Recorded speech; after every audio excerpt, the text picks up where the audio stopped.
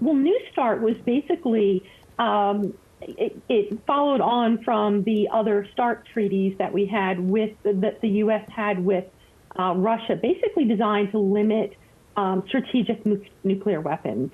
Because the concern with strategic nuclear weapons, when you have them on bombers or in submarines, they can be launched at any time.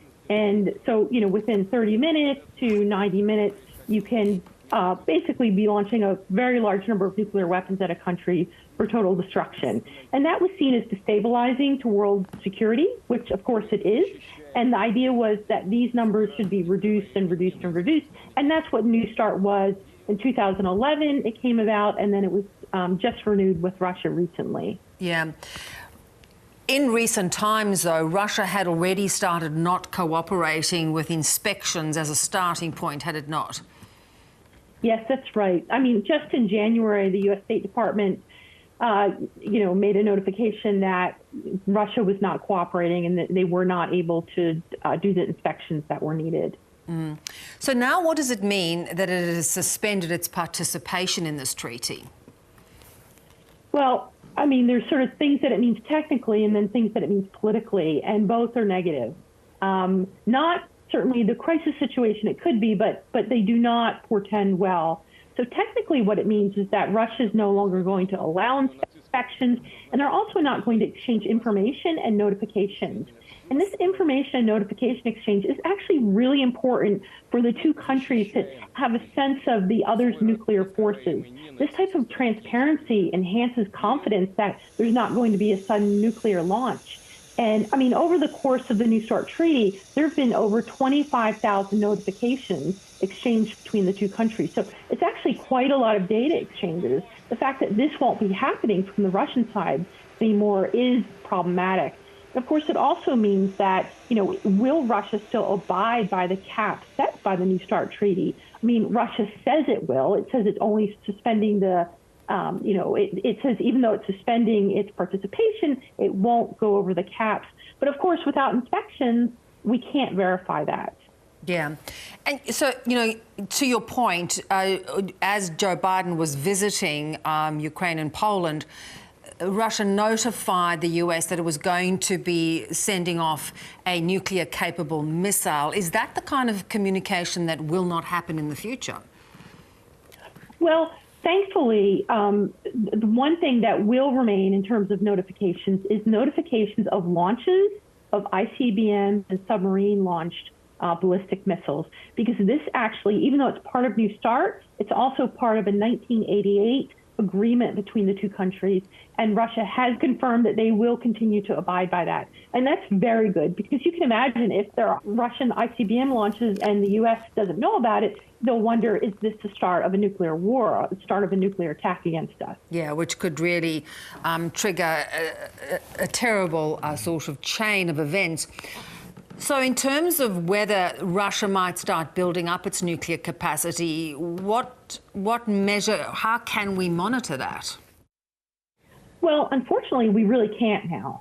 And that's the whole value of this arms control treaty between the U.S. and Russia. I mean, the fact is that Russia has about 1,600 strategic nuclear weapons at the ready, and the U.S. has about 1,500. And it doesn't make a lot of sense for Russia to suddenly start building them up, especially given the situation that it's in. I mean, it's clear for Putin that nuclear weapons are not very useful in the war in Ukraine.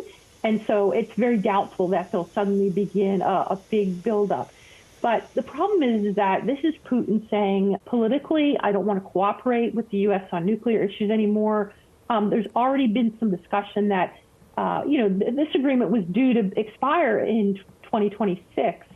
And I mean, it's still in force. They've just suspended it. But if, the fact that they've suspended it means it's very likely or will be much harder to get New START renewed after 2026. And there's been discussion about, from the Russian side, well, maybe we need to bring the French and the British in on this. And that is a whole can of worms, because the British and French have very small numbers of nuclear weapons, and it's just not going to make sense. It's going to be much more difficult. And basically, it's a little bit of the beginning of the end for nuclear arms control limitations between Russia and the U.S., and that is not a good thing. So in the short term, we don't expect a huge buildup, but in the long term, this is very bad news. Yes, and it's a strong political statement that he made yesterday, and probably the only one that he had in his arsenal, literally, so to speak. He claims he won't make a nuclear move first, but he's made lots of claims. He rewrote the whole history of the war in his address to the nation yesterday. What are the chances, do you think, now of some form of nuclear provocation? Yes, well, I mean, it is a great concern. You know, Russia has previously said they will not make nuclear threats, and yet they have done so multiple times during the Ukraine war. Putin also said that the Russian government has announced that they are readying their infrastructure so that if they decide to conduct more nuclear tests, they can do so, which again is a form of political and military intimidation. And Putin has said they won't be the first to test, but he's basically gearing up saying, you know, I'm doing a lot of things to put you all on edge with my nuclear forces, so watch out and back down. He's basically trying to pressure the West into backing down over Ukraine, and it's not going to work. And in fact, the U.S. has said it will continue in the New START treaty, and it will continue to provide. It hasn't said whether or not it will continue to provide the data information, but previously in similar cases it has done so, and we expect that to happen. Nevertheless, might Putin use a nuclear weapon in Ukraine or regarding Ukraine?